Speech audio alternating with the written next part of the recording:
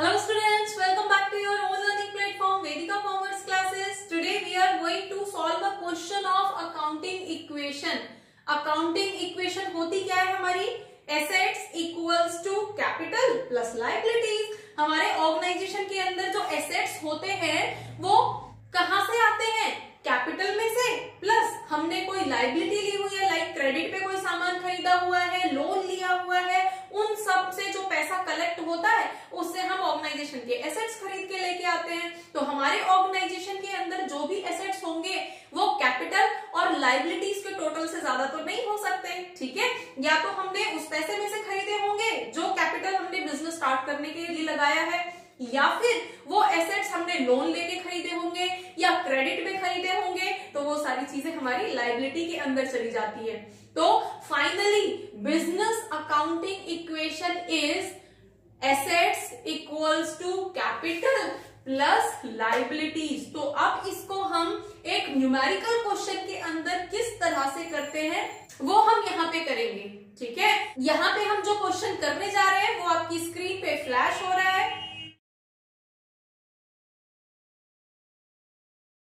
First point is Rakesh commenced business with cash 1,50,000.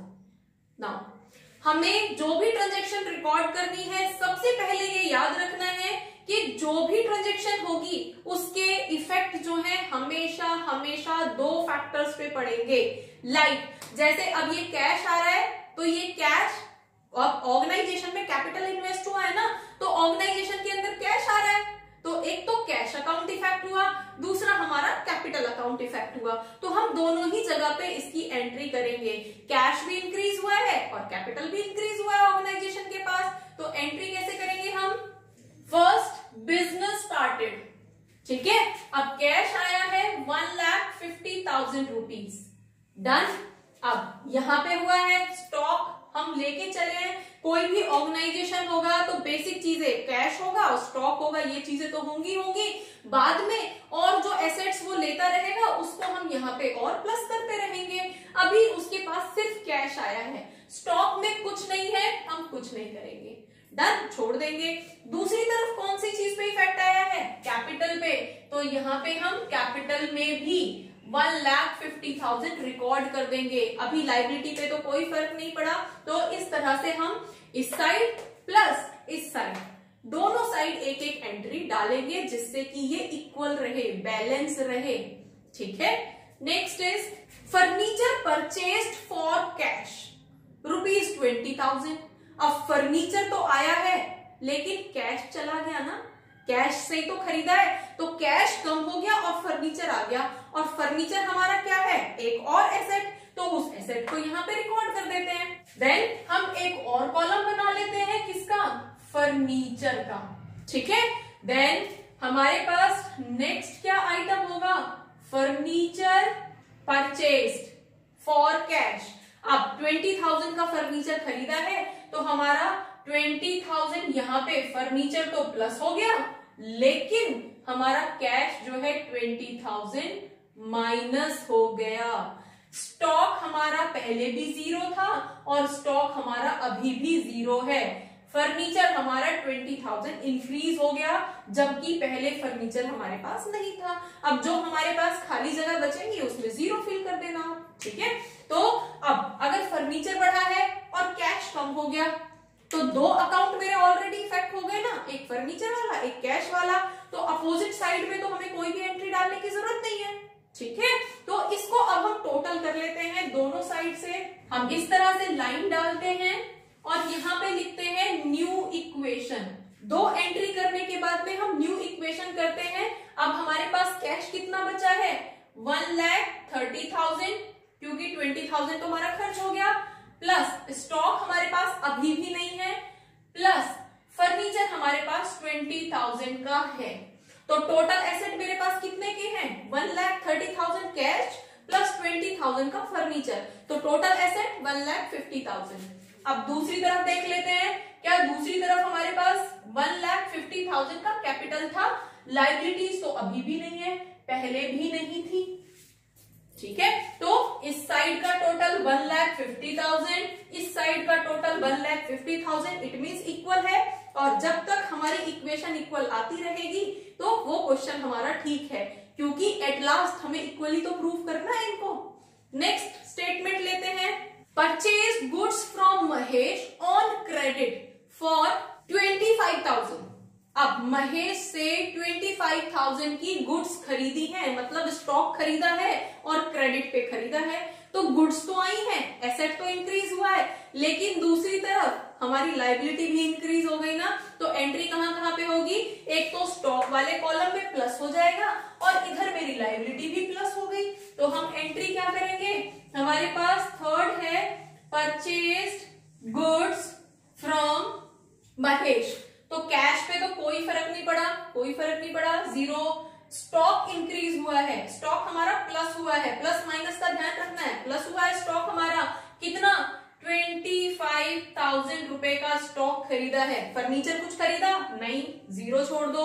दूसरी तरफ अब हम देखते हैं हमारे कैपिटल में कोई चेंजेस हुआ नहीं हुआ, छोड़ देंगे, जीरो कर देंगे। लाइबिलिटीज में कोई चेंज हुआ, यस, ये गुड्स हमने क्रेडिट पे खरीदी थी महेश से, तो लाइबिलिटी इंक्रीज हो गई ना, तो लाइबिलिटीज में हम अपना क्रेडिटर कॉलम डाल सकते हैं, जिसमें हम 25,000 यहाँ पे मेंशन कर सकते हैं। क्लियर? अब हम दोबारा से अपनी न्यू इक्वेशन देखेंगे। अब न्यू इक्वेशन हमारे पास क्या रहेगी, 1,30,000 हमारे पास कैश अवेलेबल है, 25,000 का अब स्टॉक भी है, देन 20,000 का अब हमारे पास फर्नीचर भी है, और दूसरी तरफ हमारे पास 1,50,000 का कैपिटल है और 25,000 की हमारे पास लायबिलिटी है। तो दोनों साइड का टोटल हम कर लेते हैं, 1,50,000 और 25,000, 1,75,000। तो क्या इस साइड का भी 1,75,000 आ रहा है? यस, इस साइड का भी 1,75,000 आ रहा है। इट मींस हमारी इक्वेशन जो है वो इक्वल है। ठीक है, next statement is sold goods to Mahesh costing 10,000 for 14,000। मतलब 10,000 की गुड्स महेश को 14,000 में सेल कर दी, तो हमारी सेल हुई है, कैश आया है, प्लस 10,000 की गुड्स 14,000 में सेल कर दी, तो 4,000 का प्रॉफिट भी हुआ है और सारी ट्रांजेक्शन कैश में हुई है। तो 10,000 के स्टॉक कम होने के बाद 14,000 का कैश आया है। ठीक है, तो हमारे पास कितने अकाउंट इफेक्ट हुए, एक तो कैश इंक्रीज हुआ, दूसरा हमारा स्टॉक डिक्रीज हुआ, स्टॉक कम हो गया क्योंकि सामान बिक गया, और थर्ड हमें प्रॉफिट भी हुआ है। और प्रॉफिट को आप हमेशा कैपिटल में प्लस करते हो। ठीक है, अगर लॉस होता तो कैपिटल से माइनस कर देते। तो यहाँ पे हमारे पास मेनली 3 अकाउंट इफेक्ट कर रहे हैं, तो तीनों अकाउंट के अंदर हम अकॉर्डिंगली एंट्री कर देंगे और फिर चेक करेंगे क्या हमारी इक्वेशन इक्वल आ रही है।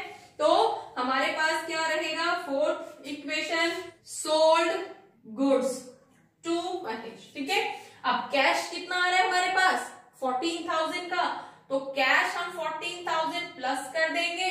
स्टॉक कितना चला गया, 10,000 का स्टॉक माइनस हो गया, माइनस, ध्यान रखना।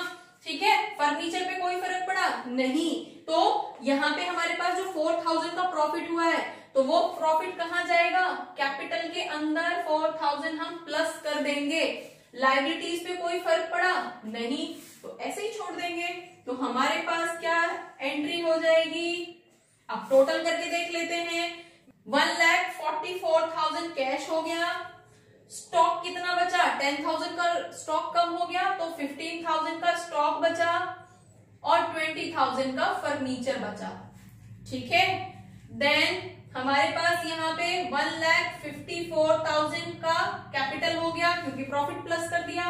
दूसरी तरफ लायबिलिटीज तो हमारे पास उतने की ही थी, तो हमारे पास टोटल कितना आ गया, 1,54,000 प्लस 24,000 हमारे पास हो गया 1,79,000। तो इस साइड का टोटल भी उतना ही आ रहा है, यस, मेरे पास इस साइड भी उतना ही टोटल आ रहा है। तो हमारी new equation is again equal. ठीक है, समझ आया प्रॉफिट को हम किस तरह से एडजस्ट करते हैं यहाँ पे। Next is additional capital introduce 20,000 मतलब एडिशनल कैपिटल क्या है, फिर से ओनर ने 20,000 रुपीज जो है बिजनेस में इन्वेस्ट कर दिए, तो कैश बढ़ गया और कैपिटल भी बढ़ गया, दो अकाउंट इफेक्ट कर रहे हैं हमारे। तो यहाँ पे हमारे पास क्या आ जाएगी, फिफ्थ इक्वेशन, कैपिटल इंट्रोड्यूस्ड। तो हमारे पास कैपिटल कितने की, 20,000 की, तो ऑर्गेनाइजेशन में 20,000 कैश आ गया और दूसरी तरफ कैपिटल में भी 20,000 इंक्रीज हो जाएगा। बाकी दूसरे किसी फैक्टर पे कोई इफेक्ट पड़ा नहीं, तो 0 लिख देंगे। आगे हम अपनी इक्वेशन को चेक कर लेते हैं। हमारे पास क्या आ रहा है न्यू इक्वेशन के अंदर, 1,64,000 तो हमारे पास कैश इकट्ठा हो गया, प्लस 15,000 का हमारे पास गुड्स बचा हुआ है, सामान बचा हुआ है, 20,000 का हमारे पास फर्नीचर है। दूसरी तरफ हमारे पास अगेन 1,74,000 की कैपिटल इकट्ठी हो गई और 25,000 का हमारे पास लायबिलिटी क्रेडिटर्स हैं। तो अब हम चेक कर लेते हैं दोनों साइड का टोटल। इस साइड का टोटल हमारे पास कितना आ रहा है, 1,99,000। इस साइड का टोटल भी चेक कर लेते हैं, 199। तो दोनों ही साइड का टोटल 1,99,000 आ रहा है, अगेन इक्वल है। ठीक है, अब हम नेक्स्ट स्टेटमेंट ले लेते हैं। Commission received in advance 2,000 rupees. अब एडवांस में कमीशन मिल गया, तो कमीशन के नाम पे कैश मिल गया, तो कैश इंक्रीज हो गया। दूसरी तरफ एडवांस मिला है, तो अब एडवांस मिलने का मतलब क्या है, जिस चीज के लिए आपने एडवांस लिया है वो टास्क अब कंप्लीट करना है। तो इट मींस ऑर्गेनाइजेशन के ऊपर एक लायबिलिटी आ गई ना। तो यहाँ पे कौन से दो अकाउंट इफेक्ट कर रहे हैं, एक तो हमारा कैश इंक्रीज हो रहा है और दूसरी तरफ हमारी लायबिलिटी भी इंक्रीज हो रही है। एडवांस पेमेंट के नाम पे मुझे एडवांस इनकम रिसीव हो गई है, तो एडवांस इनकम हमारे लिए हमेशा, ऑर्गेनाइजेशन के लिए हमेशा लायबिलिटी होती है। तो हम यहाँ पे एंट्री कर देंगे, 6th point is advance commission या कमीशन रिसीव्ड इन एडवांस। अब कमीशन के नाम पे 2,000 रुपए मुझे मिल गए हैं, बाकी दूसरा इफेक्ट कहाँ होगा, लायबिलिटी पे। लायबिलिटी भी बढ़ गई है, लायबिलिटी का एक और फैक्टर बढ़ गया है, एडवांस इनकम, तो उसको हम यहीं पे मेंशन कर लेंगे। हमारे पास क्या हो जाएगा यहाँ पे, प्लस 2,000 रुपीज की एडवांस इनकम। बाकी किसी फैक्टर पे फर्क पड़ा नहीं, इस पे कोई फर्क नहीं पड़ा, फर्नीचर पे कोई फर्क नहीं पड़ा, कैपिटल पे कोई फर्क नहीं पड़ा। देन हमारी बाकी क्रेडिटर्स में कोई चेंज नहीं आया, सिर्फ चेंज किस में आया है, कैश में और उधर हमारी एडवांस इनकम में। तो अब हम यहाँ पे टोटल कर लेंगे, कितना आ जाएगा हमारा टोटल, 1,66,000। न्यू इक्वेशन के अंदर स्टॉक अगेन 15,000, फर्नीचर 20,000, इधर 1,74,000 हमारा कैपिटल, प्लस हमारे क्रेडिटर्स 25,000, प्लस हमारी जो एडवांस इनकम है दैट इज 2,000 रुपीज। तो एक बार फिर से काउंट कर लेते हैं, ये हमारा 199 था, 2,01,000, तो यहाँ पे भी हमारे पास टोटल करने से 2,01,000 आ रहा है। तो इट मीन्स हमारी इक्वेशन अगेन इक्वल है। ठीक है, अब आगे का क्वेश्चन हम यहाँ से स्पेस नहीं बचा है तो ऊपर से रब करके कर लेते हैं। ठीक है, now 7th equation is paid to creditor, और क्रेडिटर कौन था, महेश, जिससे हमने 25,000 का स्टॉक खरीदा था। अब उसी की वजह से तो हमारी लायबिलिटी इंक्रीज हुई थी ना, अब हम उसको पे कर रहे हैं। 25,000 की जगह हम 22,500 ही पे कर रहे हैं in full settlement. Word use किया गया है फुल सेटलमेंट, और फुल सेटलमेंट का मतलब क्या है, अब 22,500 जो पे कर दिए, इसके अलावा हम एक भी पैसा एक्स्ट्रा पे नहीं करेंगे। इट मीन्स हमने महेश को 22,500 रुपीज पे किए हैं, किसके बदले में, 25,000 के बदले में। तो 2,500 का हमें फायदा हो गया, ऑर्गेनाइजेशन को फायदा हो गया, और फायदा हुआ है तो डिस्काउंट के नाम पे उसको ये फायदा हुआ है, तो again as a profit treat करेंगे और हम कैपिटल में उस डिस्काउंट अमाउंट को एडजस्ट कर देंगे। तो हमारे पास यहाँ पे कितने अकाउंट इफेक्ट हुए हैं, एक तो हमारा जो क्रेडिटर लायबिलिटी थी वो खत्म हो गई, दूसरी तरफ हमारे पास कैश जो था वो भी कम हुआ है, कैश गया है तभी तो लायबिलिटी कम हुई है। तीसरे हमारे पास डिस्काउंट के नाम पे कुछ प्रॉफिट हुआ है जिसको हम कैपिटल के अंदर एडजस्ट करेंगे। तो हमारी एंट्री क्या हो जाएगी, यहाँ पे हम लिख देंगे पेड टू क्रेडिटर्स, और क्रेडिटर्स को हमने कितने अमाउंट 22,500 रुपीज पे किए हैं। तो हमारे पास से कैश कितना कम हो गया, 22,500 रुपीज कैश चला गया। इधर हमारे पास फुल सेटलमेंट में पूरी की पूरी लायबिलिटी खत्म हो गई। अब इसके बाद हम एक भी पैसा पे नहीं करने वाले, तो 25,000 रुपीज का जो हमने उससे उधार में सामान खरीदा था वो लायबिलिटी हमारी खत्म हो गई। तो खत्म हुई है तो हम यहाँ पे क्या कर देंगे, ये लायबिलिटी हमारी माइनस हो गई।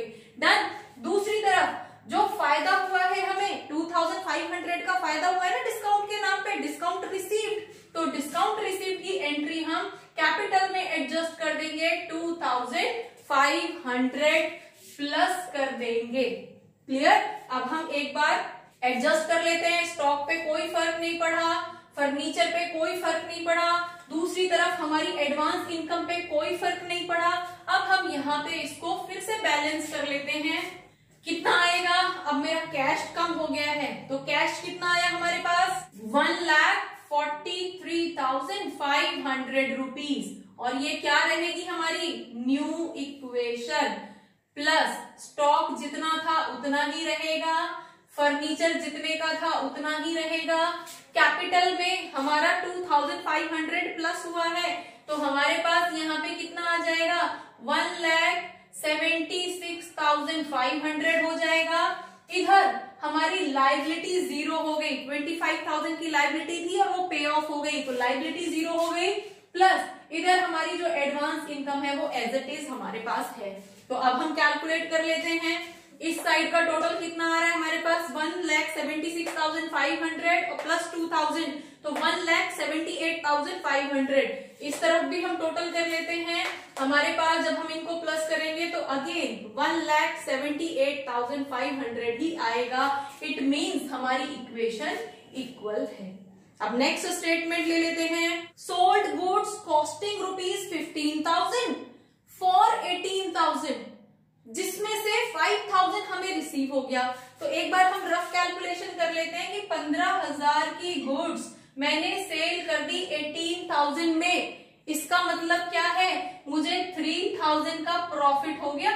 डन, प्रॉफिट हुआ है। दूसरी तरफ अब हमने 5,000 रुपीज अभी रिसीव कर लिए, तो इस 18,000 में से हमारे पास 5,000 तो कैश में मिल गए और बाकी के बचे हुए 13,000 हमारे क्रेडिट में रहेंगे, मतलब क्रेडिट सेल। और क्रेडिट सेल का मतलब है कि वो पैसे बाद में आएंगे, तो इट मींस ये हमारा डेटर बन जाएगा। तो डेटर के नाम से हम एक और कॉलम यहाँ पे एसेट साइड डाल देंगे। तो हमारे पास यहाँ पे इस एक सेंटेंस की वजह से कितने सारे अकाउंट इफेक्ट हुए हैं। पहले तो हमारा स्टॉक इफेक्ट हुआ है, डन। दूसरा हमारा कैश इफेक्ट हुआ है। थर्ड हमारा डेटर्स का जो क्रेडिट सेल है उसको हम डेटर्स में एंट्री करेंगे, तो डेटर्स का अकाउंट इफेक्ट हुआ है। और फोर्थ हमारा प्रॉफिट, और प्रॉफिट कैपिटल में एडजस्ट होगा। 4 अकाउंट हमारे यहाँ पे इफेक्ट कर रहे हैं, तो एंट्री कर देते हैं। हमारे पास 8 सोल्ड गुड्स, आप अकॉर्डिंगली जो भी स्टेटमेंट दिया गया उसको कंटिन्यू यहाँ पे कर लेना। देन हमारे पास सेल हुई है जिसमें से मुझे 5,000 का कैश मिला है, तो 5,000 तो हमारे पास कैश आया है, प्लस बढ़ा है ना। दूसरी तरफ मेरा स्टॉक कम हुआ है, स्टॉक कितने का सेल हो गया 15,000, और 15,000 का ही तो था हमारे पास, पूरा का पूरा स्टॉक सेल कर दिया। दूसरी तरफ अब हमारे डेटर्स कितने के हो गए हैं, डेटर्स का एक और कॉलम हम एसेट में बना लेते हैं, डेटर्स। तो डेटर्स का हमारा कॉलम यहाँ पे रहेगा। डेटर्स का हमारा कितना हो गया 13,000 रुपीज के डेटर्स हमारे इंक्रीज हो गए हैं, तो प्लस करेंगे ऑफ कोर्स, ठीक है। देन कैपिटल में कोई फर्क पड़ा, हाँ बिल्कुल। कैपिटल में हम प्रॉफिट एडजस्ट करेंगे, और प्रॉफिट कितने का है 3,000 रुपीज का हमें प्रॉफिट भी हुआ है। दूसरी तरफ लायबिलिटीज पे कोई फर्क नहीं पड़ा, एडवांस इनकम पे कोई फर्क नहीं पड़ा, और इधर हमारे फर्नीचर पे कोई फर्क नहीं पड़ा। क्लियर। तो हमारा यहाँ पे क्या हुआ 18,000 की सेल हुई थी, जिसमें से 15,000 का स्टॉक गया था और 3,000 कैपिटल में प्लस हो गए। डन, ये हमारी एंट्री हो जाएगी। तो एडजस्ट कर देते हैं न्यू इक्वेशन। अब न्यू इक्वेशन में हमारे पास कैश कितना हो गया 5,000 इंक्रीज हो गया, तो 20,500 हमारे पास कैश हो गया, स्टॉक तो हमारा सारा सेल हो गया तो 0 हो गया, 20,000 का फर्नीचर हमारे पास अभी भी है, और हमारे पास अब एक और एसेट बढ़ गया है डेटर्स, 13,000 के डेटर्स हो गए। दूसरी तरफ हमारी जो कैपिटल है उसमें भी 3,000 बढ़ गए हैं, तो 1,79,500 प्लस हमारी लायबिलिटी खत्म हो चुकी है, और हमारे जो एडवांस इनकम थी वो एज इट इज रहेगी। तो टोटल कर लेते हैं, 1,79,500 प्लस 2,000, 1,81,500। इस तरफ इन तीनों को प्लस करेंगे तो अगेन हमारे पास 1,81,500 ही आएगा। इट मींस हमारी इक्वेशन इक्वल है। ठीक है, तो नेक्स्ट स्टेटमेंट ले लेते हैं, डेप्रिसिएशन ऑन फर्नीचर 10%। तो फर्नीचर पे 10% का डेप्रिसिएशन लग गया है, तो फर्नीचर की वैल्यू तो कम हो जाएगी हमारी।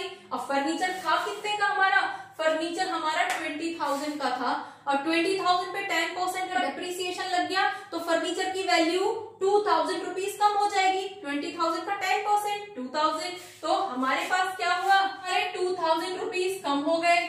ठीक है, अब एक तरफ तो एंट्री नहीं होगी, दूसरी एंट्री भी तो होनी है, तो दूसरी यहाँ पे डेप्रिसिएशन कहाँ पे जाएगी, हमारे जब एसेट कम हो गए तो वो एंट्री हमारी कैपिटल से एडजस्ट होगी। तो डेप्रिसिएशन के नाम पे जो हमें लॉस हुआ है उसको भी हम कैपिटल से एडजस्ट करते हैं। ठीक है, बाकी किसी आइटम पे कोई फर्क पड़ा है, कोई फर्क नहीं पड़ा, कैश में स्टॉक में कोई चेंजेस नहीं आया, सिर्फ फर्नीचर 2,000 कम हुआ है इसलिए माइनस यूज किया है, हमारे डेटर्स पे कोई फर्क नहीं है, देन हमारी लायबिलिटीज पे यहाँ पे कोई फर्क नहीं पड़ा है। क्लियर, तो इक्वेशन को एडजस्ट कर लेते हैं। कैश हमारे पास कितना आ गया, 1,48,500 कैश है, स्टॉक नहीं है हमारे पास। देन हमारा जो फर्नीचर बचा है अब वो 18,000 का बचा है क्योंकि 2,000 का डेप्रिसिएशन लग गया। देन डेटर्स हमारे पास 13,000 के बचे हैं, दूसरी तरफ हमारी जो कैपिटल है उसमें से भी 2,000 कम हो गए हैं, तो हमारे पास 1,77,500 बचा। देन हमारे क्रेडिटर्स तो पहले ही वाइंड अप हो गए थे और एडवांस इनकम इतनी थी। ठीक है, अब हम चेक कर लेते हैं, फाइनली यहाँ पे हमारा क्वेश्चन क्लोज हो रहा है। तो हमारे पास यहाँ पे कितना आ रहा है 1,79,500, और इधर हमारे पास जब हम इनको टोटल करेंगे तो अगेन हमारे पास 1,79,500 आएगा, और ये हमारी इक्वेशन इक्वल है। जब आप दोनों ही साइड को टोटल करोगे, इस साइड को भी टोटल करोगे तो 1,79,500 आ रहा है, और इस साइड को भी टोटल करोगे तो 1,79,500 ही आ रहा है। इट मीन्स कि हमारा ये क्वेश्चन जो है वो करेक्ट है। आपको एनी हाउ अपनी एसेट्स को लायबिलिटी और कैपिटल के टोटल के इक्वल ही प्रूव करना है, यही इसका फॉर्मेट होता है। और डेप्रिसिएशन की और हमारे दूसरे क्रेडिट की, प्रॉफिट की, लॉस की एंट्रीज किस तरह से करते हैं आपको समझ आया होगा। For more, keep watching, keep learning. Thank you.